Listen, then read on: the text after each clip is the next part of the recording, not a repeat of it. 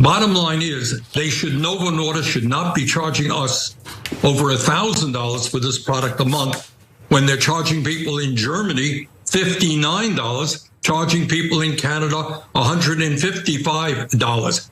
The American people, in my view, no matter what your political view may be, are sick and tired of being ripped off by drug companies and paying the highest prices in the world for prescription drugs, including Ozempic.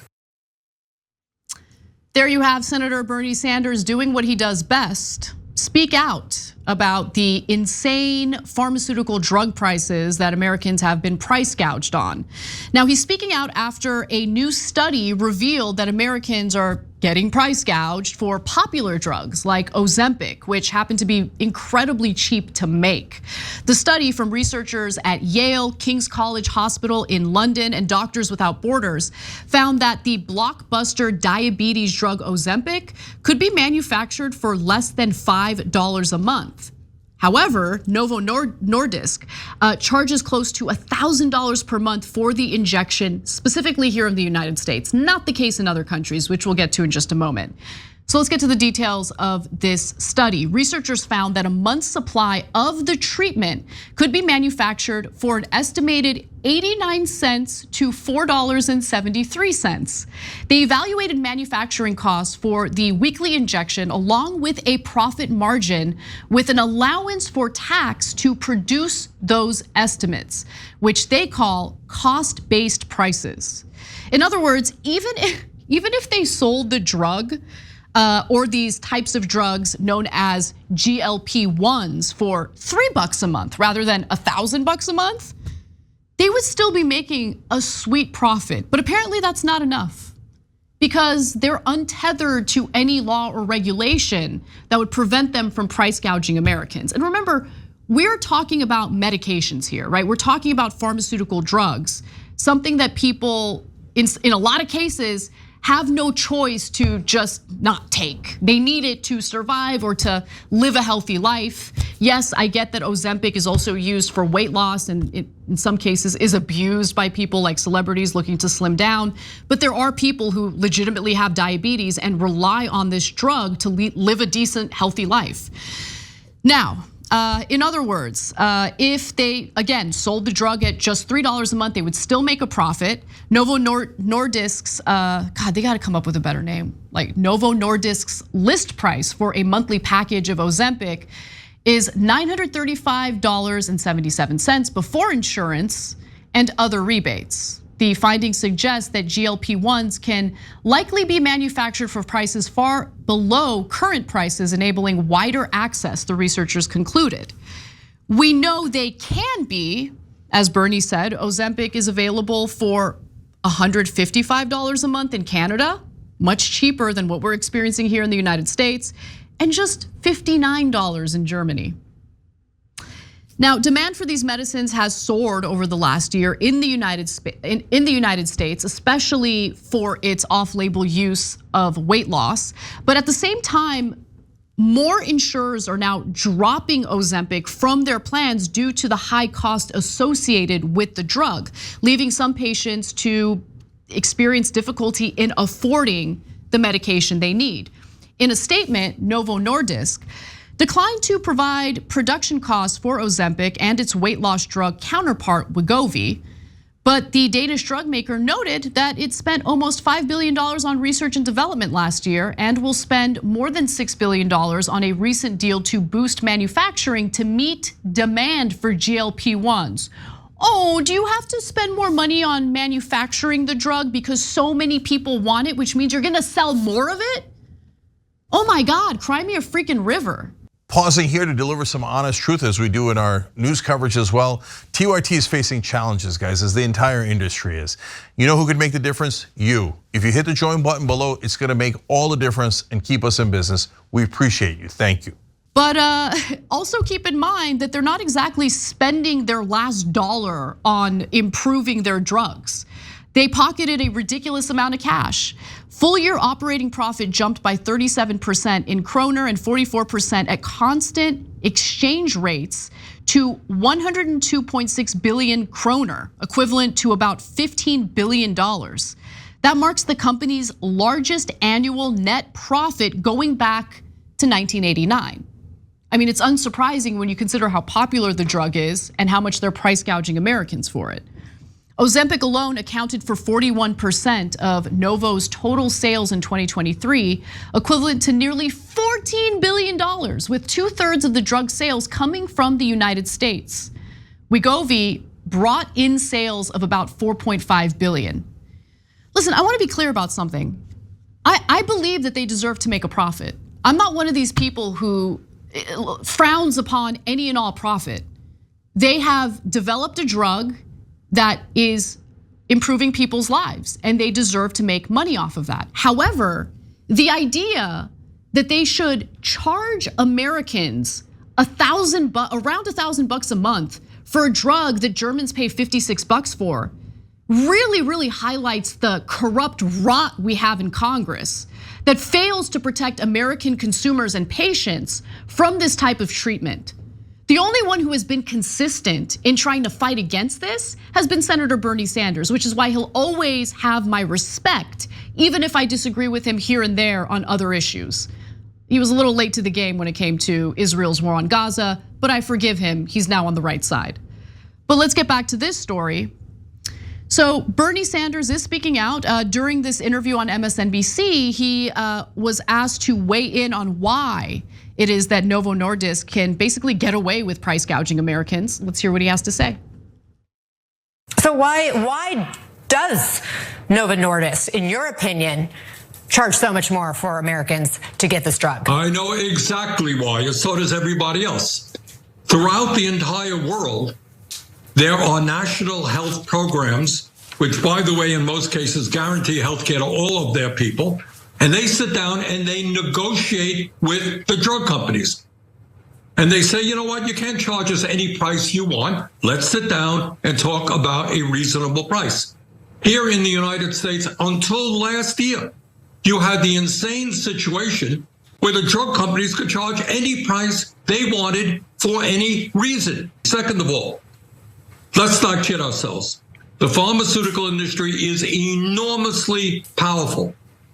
They have over 1,800 well-paid lobbyists in Washington, D.C. right now, former leaders of the Republican Party, the Democratic Party. They're very nonpartisan. They will give money to anybody.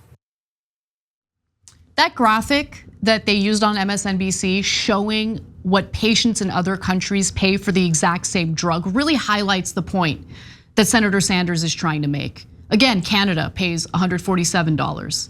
You have Germany paying even less than that. Let's see, take a look at that. United Kingdom, they pay $93, okay? France, $83. We're just completely getting screwed over here as Americans, and our government is allowing it to happen. And Novo Nordisk, like most drug companies, basically touted the fact that most patients don't ever really pay the full price here in America, right? They might get rebates, they might get discounts, things like that. But Bernie Sanders explains in this next video why that's a pretty crappy argument. People who have good insurance may end up not paying a whole lot for their product. The truth is that insurance costs in the United States are enormously high.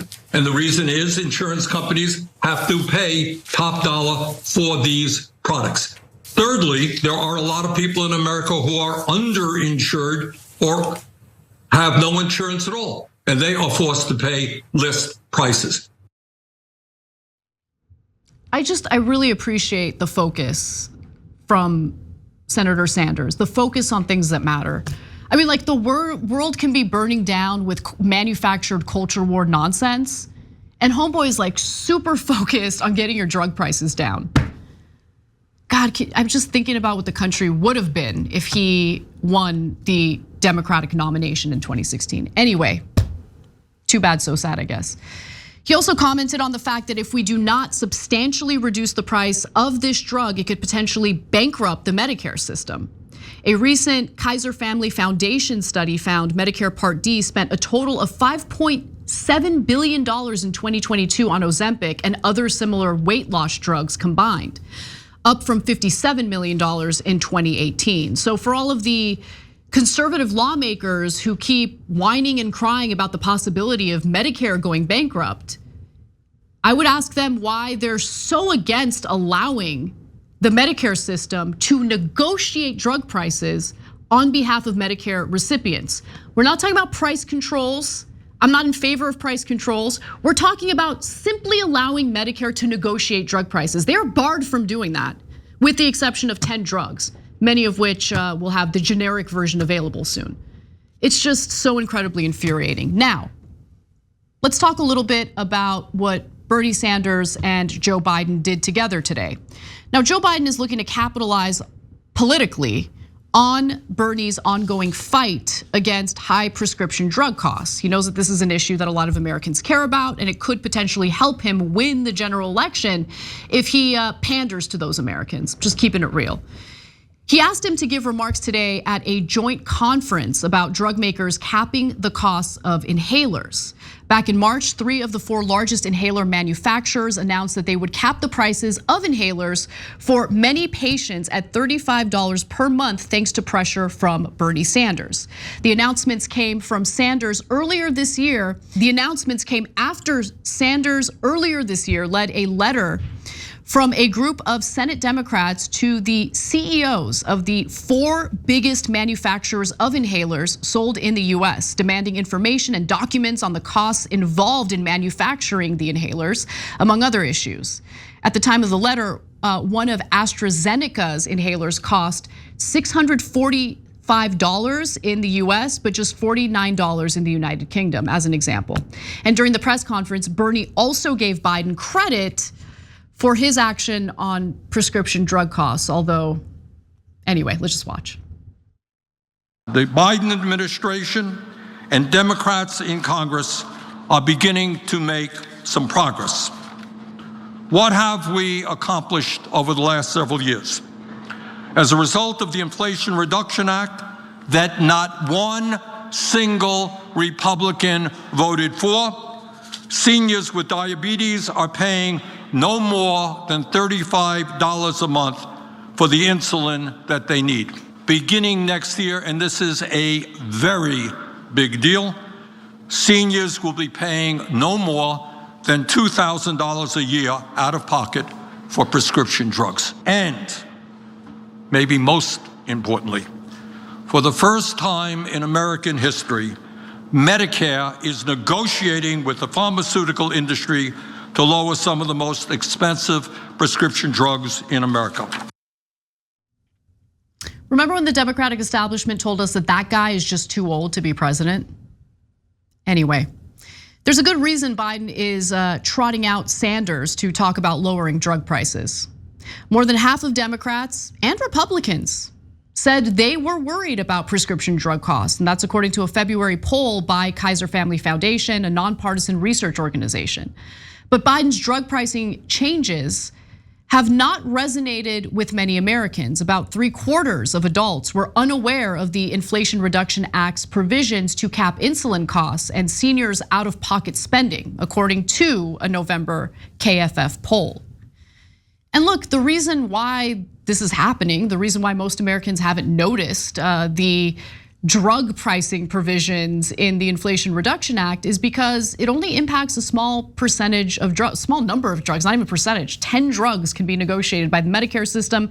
Yes, there are now price caps on inhalers, which is fantastic. That is a good thing. But as you can see with Ozempic and similar drugs, there are a lot of pharmaceutical drugs that are not impacted by the legislation at all. So most Americans are not feeling the benefits of those provisions. It's really not rocket science. But again, I do want to give Bernie Sanders some credit, because any good policy that's come out of the Biden administration, any good appointments that have come out of the Biden administration, whether it be Lena Khan as the head of the FTC or the more robust Labor Relations Board, I have no doubt that that influence came from Senator Sanders.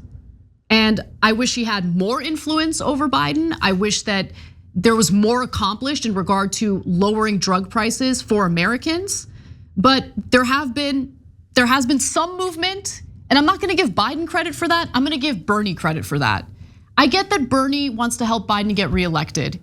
Bernie is terrified of Trump getting elected for a second term, and I totally get that.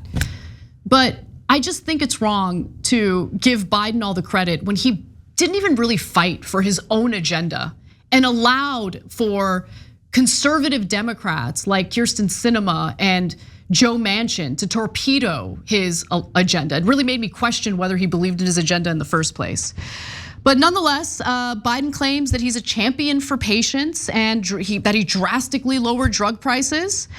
We should take it with a grain of salt. He brags that he allowed Medicare to negotiate with drug companies, but it does come with a lot of caveats. Most importantly, right now, Medicare is only allowed to negotiate the prices of 10 drugs. Under the excessively long process, prices on the initial 10 drugs will not see any reductions until 2026. Another 15 drugs will be negotiated in 2027 and in 2028 and 20 each year after that. Moreover, several of the most exorbitantly priced drugs aren't even eligible for negotiation, at least not yet. No, you really nailed it, Biden.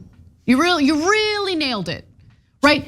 The whole point of passing popular legislation is so those provisions go into effect and Americans feel the benefits of it before you run for re-election. Before you run for re-election. I mean, it's just incompetence on a level that I haven't seen in a long time. It's amazing. It is amazing. But here we are. Got to give Bernie credit. And I guess if you want to give Biden credit, sure. I think he was absolutely weak when it came to those negotiations. But at least something got accomplished. Thanks for watching the video, guys. We also love it if you hit the join button below because that makes you a member. And members allow us to be independent, honest. We can be as progressive as we want, no corporate media influence, and that's all because of you guys. We love doing the show with our members. Hit the join button, become one of the Young Turks.